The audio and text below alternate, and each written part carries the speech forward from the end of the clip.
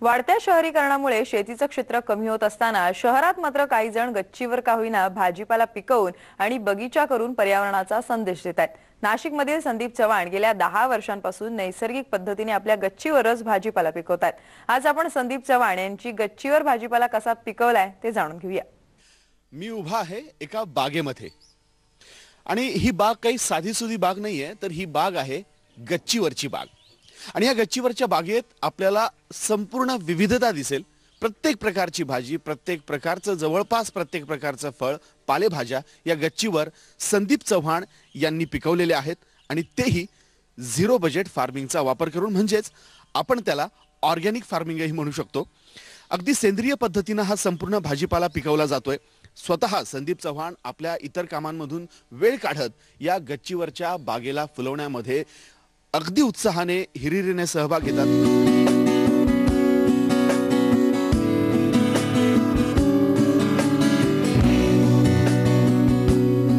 खाजगी पातळीवर मग लोक आता काही पुढाकार घेऊन ऑर्गॅनिक फार्मिंगचा हे करतात, प्रचार प्रसार करतात।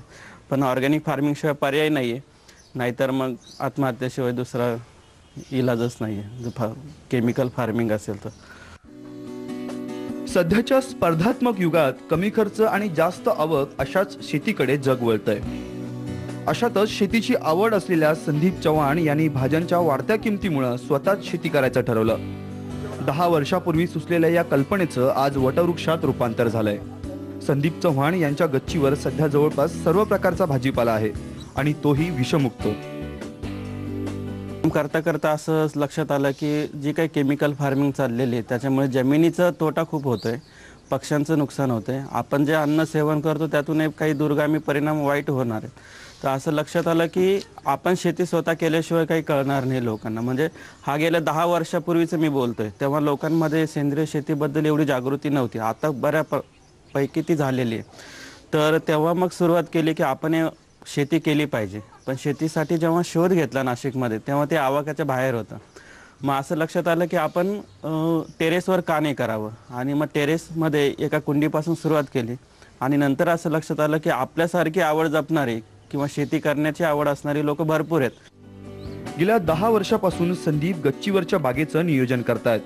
इतकंच नाही तर कुठल्याही रासायनिक खतांचा किंवा फवारणीचा उपयोग त्यांनी केला नाहीये। घरातलाच कचरा आणि पालापाचोळ्याचं खत आणि 20% माती वापरून त्यांनी हा भाजीपाला पिकवलाय। काय नेमकी ही बागेवर गच्चीवरची बाग ही संकल्पना नेमकी काय आहे आणि कशा पद्धतीने हे काम चालतं?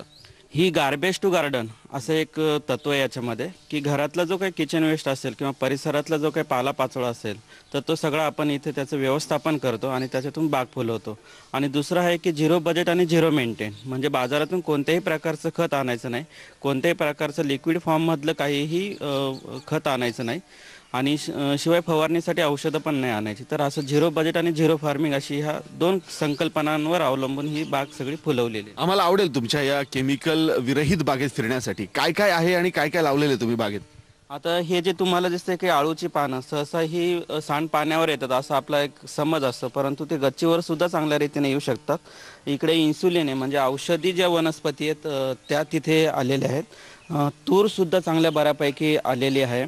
आळूची पानं तुम्ही बघतात, पालक बघू शकतात, इकडे लाल माठ आहे, ओव्याची पानं आहेत, इकडे तुम्ही वांगी बघू शकतात की वांगी पण आम्ही भरपूर प्रमाणात घेतली, टोमॅटो आम्ही घेतलेले आहेत जवळपास, फुलकोबी आणि पत्ताकोबी जे आपल्या बाजारात येतं तर ते सुद्धा आम्ही केमिकल फ्री वरती इथे वाढवलेले आहेत। ही बघा, ही एवढी 4-5 वांग्याची रोप आहेत, त्यातून आम्हाला चांगली बऱ्यापैकी वांगी मिळत आहे।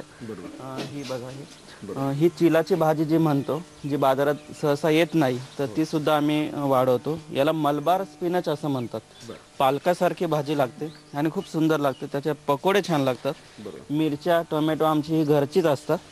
तर इकडे ही कोबी, ही बोर मिरची, ऊस सुद्धा लावलेला आहे जवळपास, आणि या संपूर्ण बागेचं व्यवस्थापन करत असताना खत आणि या इतर बाबींवर कसं तुम्ही काम करतायत, कशा पद्धतीने खत निर्मिती होते? सोपी जी गोष्ट आहे की तुम्ही जेव्हा कुंडी भरणार तेव्हा त्याच्यासाठी पूर्णतः माती वापरायची गरज नाहीये. तर नारळाच्या शेंड्या, ऊसाचं चिपाक आणि पालापाचोळा आणि त्याच्यावरती 20% माती फक्त. तर यामध्ये जर तुम्ही अशा रीतीने कुंडी भरली, वाफा भरला किंवा जमिनीवर तुम्ही तसे प्लॉट करू शकतात आणि त्यामध्ये झाडं लावले तर खताची प्रक्रिया होते आणि झाडं पण चांगली येतात.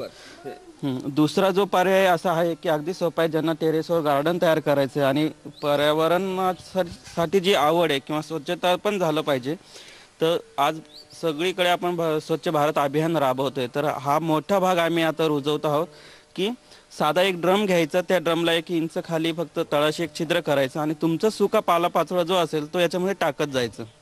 आणि मग त्याच्यामध्ये काय होतं की हा सुका पालापाचोळा त्याच्यामध्ये कुजत जातो, त्याचं कंपोस्टिंग होतं. काही दिवसानंतर त्याच्यात गांडूळं जर टाकून दिली तर वर्मी कंपोस्टिंग तयार होतं.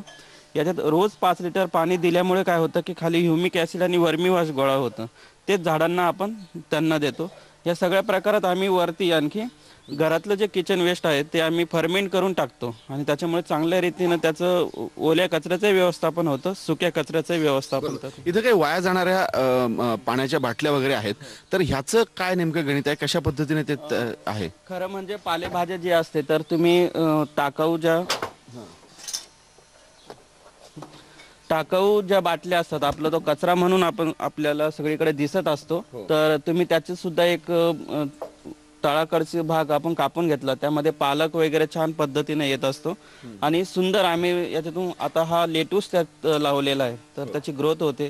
तिकडे जो लेटूस आहे तो पण, तर ह्यातून ते अनेक वस्तूंचा आपण जे काही उपलब्ध वस्तू आहे त्याच्यातून तुम्ही आपली बाग तयार करू शकता. अगदी 20x15च्या गच्चीवर केलेल्या सेंद्रिय भाजीपाला म्हणजे ऑर्गॅनिक प्रयोगशाळा असल्याचं ते सगळ्यांना आवर्जून सांगतात. इतकंच नाही तर शेतकऱ्यांनी हा प्रयोग आपल्या शेतात केला तर कुणावरही आत्महत्येची वेळ येणार नाही असाही सल्ला ते सर्वांना देतात. आपल्या अनुभवाचा सगळ्यांनाच लाभ व्हावा यासाठी त्यांनी गच्चीवरची शेती नावाचं एक पुस्तकही लिहिलंय. सुरुवातीला विरोध करणारी त्यांची पत्नीही आज त्यांना त्यांच्या कामात खांद्याला खांदा लावून त्यांना मदत करतात. बाजारातून आणलेली भाजी आणि घरच्या गच्चीवरची भाजी यात खूप फरक असल्याचंही त्या सांगतात. मला सुरुवातीला मी असं ठरवलं की काय संदीप करतोय, नको करूस, इतकी घाण होईल, इतका कचरा होईल, शेतानंतर आम्ही कचरा साठवतो म्हणजे त्याचा वास येईल, ह्या सगळ्याच गोष्टी होत्या. आणि मलाही थोडा थोडा राग यायचा की काय करतोय, आम्हालाही कामाला लावतोय तू तुझ्याबरोबर, असं आम्ही म्हणायचो. पण हळूहळू जेव्हा आम्हाला कळत गेलं की वरच्या भाजी म्हणजे माझा स्वतःचा मुलगा मला म्हणायचा की मला घरातला टोमॅटो नको देऊ, गच्चीवरचा दे. आणि तो टेस्टमधला फरक मी पण जेव्हा खायला लागले तेव्हा मला कळायला लागलं की अरे नाही, हे खरंच खूप बदल आहे. जे आपण केमिकलचं खातो आणि वरच्या शेतीवरची जेव्हा भाजी करतो तर आमच्या घरात त्या भाजीवरनं भांडण होतात की नाही मी थोडी घेणार याच्यावरनं. फ्लॅट संस्कृतीत फुलवलेला हा बगीचा अल्प खर्चातला आहे. कचऱ्याचा पुनर्वापर करून रासायनिक खतांना फाटा देत नैसर्गिकरित्या निर्माण होणाऱ्या गांडूळ खताचा वापर करत फुलवलेला हा भाजीपाला 0 बजेट फार्मिंगची आठवण करून देतो. केवळ गच्चीवरची बाग फुलवून संदीप चव्हाण यांनी एक थोडक्यात म्हणता येईल प्रयोगशाळा निर्माण केली आहे आणि या प्रयोगशाळेमध्ये जोही भाजीपाला येतोय तो 100% ऑर्गॅनिक आहे, जो आपल्या घरच्या कचऱ्यापासून मिळालेल्या खतापासून तयार होतोय. म्हणजे कुठलीही वस्तू बाहेरून आणण्याची गरज नाहीये. अगदी 0 बजेट तंत्रज्ञानानं गच्चीवरची बाग कशी फुलवता येते आणि हेच तंत्रज्ञान तुम्ही शेतात देखील वापरू शकता आणि तेही शक्य आहे. हे संदीप चव्हाण यांनी या प्रयोगातून सिद्ध करून दाखवले, जेणेकरून तुम्हाला तुमचाच घरचा भाजीपाला आणि तोही विषमुक्त खाता येईल. कॅमेरामॅन लोकेश माळीसह जयरामपुरी, साम टीव्ही, नाशिक. तुम्हाला आमचे बातमीपत्र कसं वाटलं ते आम्हाला कळवा आमच्या या पत्त्यावर. Saam news, Sakal Bhavan, plot number 42B, sector 11, CBD Belapur, Navi Mumbai 400614. आमचा ईमेल ID आहे agro1@samtv.com.